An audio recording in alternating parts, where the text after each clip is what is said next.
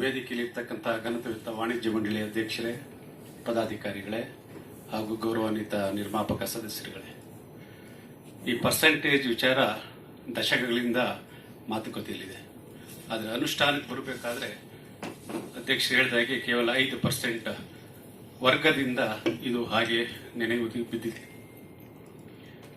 ನಾನು ಮಧ್ಯಮ ವರ್ಗದ ನಿರ್ಮಾಪಕ ಮತ್ತು ನಿರ್ಮಾಪಕರ ಪರವಾಗಿ ಮಾತಾಡೋದೇನು ಅಂತ ಹೇಳಿದ ಅಧ್ಯಕ್ಷರೇ, ಪರ್ಸೆಂಟೇಜ್ ವಿಚಾರ ನಿಗದಿಯಾಗೋದು ಸರಿ, ಆದರೆ ಬೆಂಗಳೂರನ್ನ ಹೊರತುಪಡಿಸಿ ಯಾವ ನಿರ್ಮಾಪಕರು ವಿತರಕರು ಕೂಡ ಕರ್ನಾಟಕದ ಯಾವ್ಯಾವ ಮೂಲೆಗಳಲ್ಲಿ ಚಿತ್ರ ಬಿಡುಗಡೆಯಾಗಿರ್ತದೆ, ಆ ಚಿತ್ರಮಂದಿರಗಳ ಗಳಿಕೆ ಏನು ಅಂತಕ್ಕಂಥದ್ದು ಆ ಕಾಲದಿಂದ ಈ ಕಾಲದವರೆಗೂ ಕೂಡ ಅದು ಪಾರದರ್ಶಕತೆಯಿಂದ ಕೂಡಿಲ್ಲ.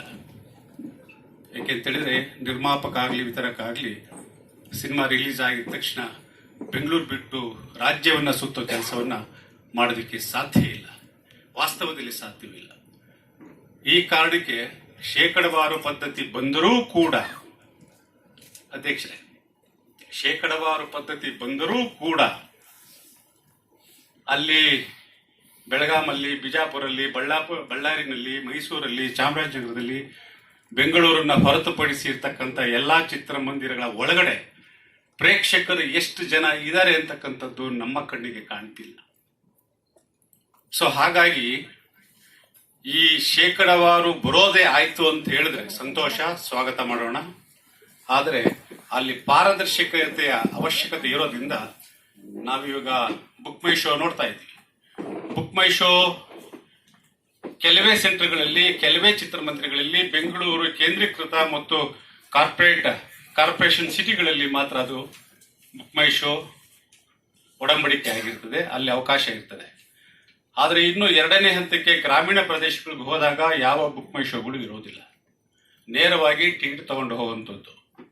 ಸೊ ಹಾಗಾಗಿ ಈ ಒಂದು ನಿರ್ಮಾಪಕರ ಅಥವಾ ಪ್ರದರ್ಶಕರ ಅಥವಾ ವಿತರಕರ ಪರವಾಗಿ ವಿಶೇಷವಾಗಿ ನಿರ್ಮಾಪಕರ ಚಿಂತನೆಯಲ್ಲಿ ನೋಡೋದಾಯ್ತು ಅಂತ ಹೇಳಿದ್ರೆ, ಯಾವ ಕೇಂದ್ರದಲ್ಲಿ ಕರ್ನಾಟಕದ ಮೂಲೆ ಮೂಲೆಯಲ್ಲಿರ್ತಕ್ಕಂಥ ಯಾವುದೇ ಚಿತ್ರಮಂದಿರ ಆಗಿರಲಿ, ಆ ಕೇಂದ್ರದಲ್ಲಿ ಎಷ್ಟು ಜನ ಪ್ರೇಕ್ಷಕರು ಚಿತ್ರಮಂದಿರಗಳ ಒಳಗೆ ಪ್ರವೇಶ ಪಡೀತಿದ್ದಾರೆ ಟಿಕೆಟ್ ತಗೊಂಡು, ಅದು ನಮ್ಮ ಕಣ್ಣಿಗೆ ಕಾಣಬೇಕು.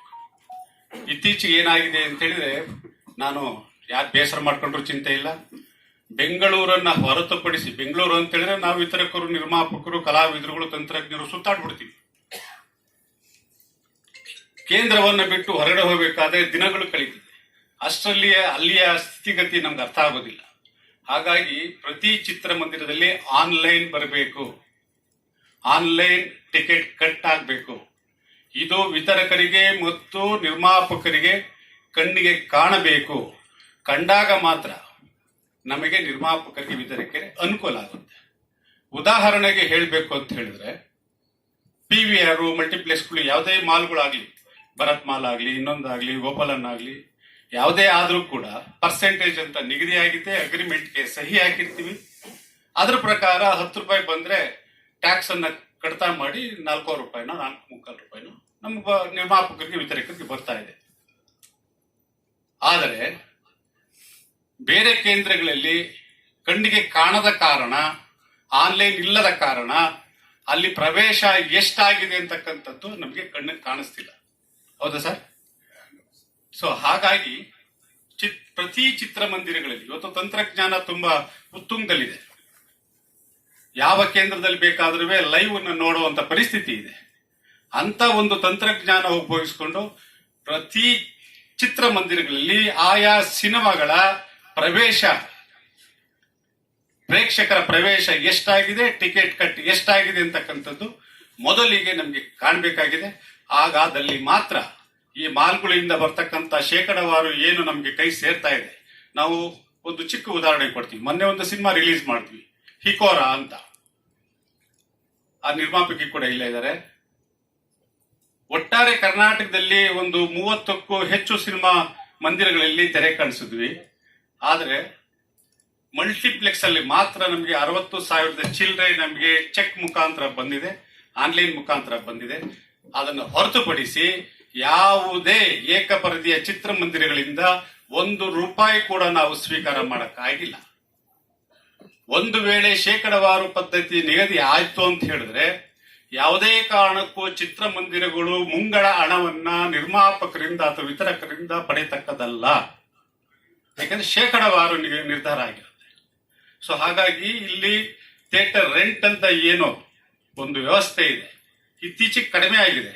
ಚಿತ್ರಗಳ ಒಂದು ಗುಣಮಟ್ಟದ ಮೇಲೆ ಅದರ ಶಕ್ತಿ ಅನುಸಾರ ಅದು ಎಲ್ಲ ನಡೀತಾ ಇದೆ. ಆದ್ರೆ ಶೇಕಡವಾರು ಪದ್ಧತಿ ಬರಲಿ, ಆನ್ಲೈನ್ ಟಿಕೆಟ್ ಬುಕ್ಕಿಂಗ್ ಆಗಲಿ, ಅದ್ರ ಜೊತೆನಲ್ಲಿ ಈ ಬಾಡಿಗೆ ವ್ಯವಸ್ಥೆ ಹೋಗ್ಲಿ, ಶೇಕಡವಾರು ಪದ್ಧತಿಗೆ ನಮ್ಮೆಲ್ಲ ಮಧ್ಯಮ ವರ್ಗದ ನಿರ್ಮಾಪಕರ ಸಹಕಾರ ಇದೆ ಅಂತ ಮಾತನ್ನ ಮುಗಿಸ್ತಾ ಇದ್ದೀನಿ. Thank you so much.